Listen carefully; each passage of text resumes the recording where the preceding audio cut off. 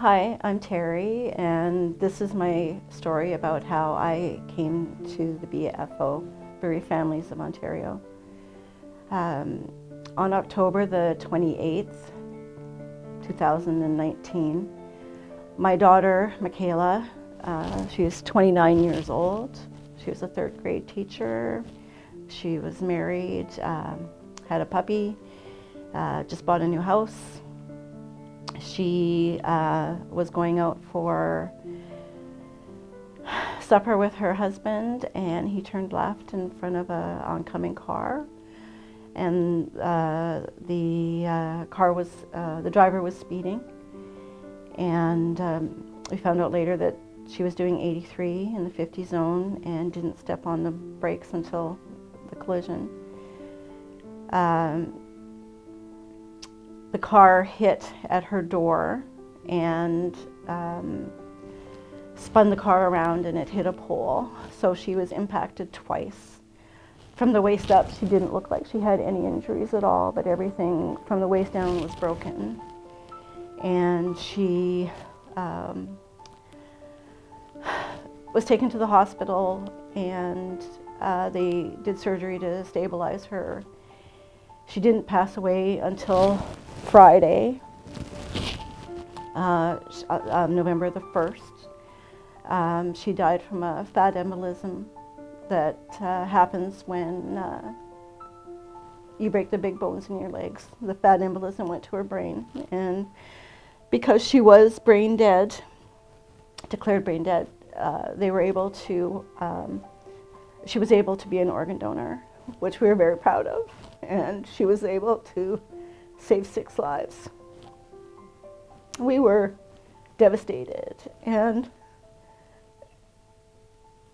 we needed help. We needed someone to talk to, and we had heard about the Compassionate Friends, and we went to their candlelight ceremony on December the 2nd. And there we met a woman who is a facilitator with an organization called Bereaved Families of Ontario. And she told us about their meetings and how they run. So in January, I went, and they start off with about 45 minutes. They have a guest speaker who comes in and either shares their story or talks about a topic that's relevant, like how to survive Christmas, how to honor the memory of your loved one, how to help others who are grieving, just things like that. And then we break off into groups depending on your loss. So loss of child, loss of spouse, loss by suicide. There's 8 or 9 different groups. In these groups, everybody tells their story in a loving, nurturing environment where everybody knows what you're going through and everybody understands, and there's no judgment, there's no, you don't have to explain yourself and how you feel. And if there's time, because it's about an hour, if there's time, then we talk about different things that have been going on, or either the topic that the guest speaker talked about, or something that's going on.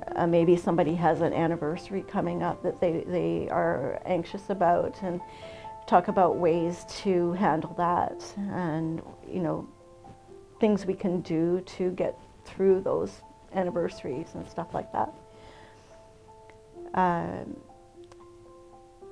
Those are held the first Tuesday of every month. But one of the other things that they have, twice a year, they have a closed support group. And it's limited to 8 people or 8 couples, or it's a small group.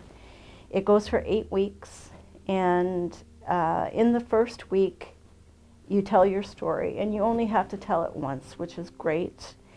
You get to know the other people's child and where they're coming from. Also in that first week, we decide as a group what we want to talk about, what topics we want to cover, whether it be anger management or how to get through those anniversaries, or what do you say when someone asks you how many children you have, things like that. And there's, hundreds of topics.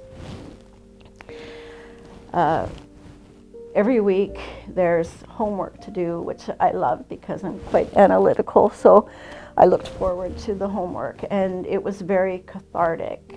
Around week 5, we had to do a presentation of our child, and my daughter was married. She didn't live at home, so I didn't have a lot of mementos, but I have thousands of pictures. So I did a slideshow of from birth to the day she died. And it was amazing to go through the thousands of pictures I have. Those people in the group, I call friends. We started a Facebook group. The weather hasn't been great, so we haven't seen each other, but we plan to go for walks and meet and go for coffee once we're able to do so. They are now part of my life, and they are a huge support. And that's thanks to bereaved families in Ontario.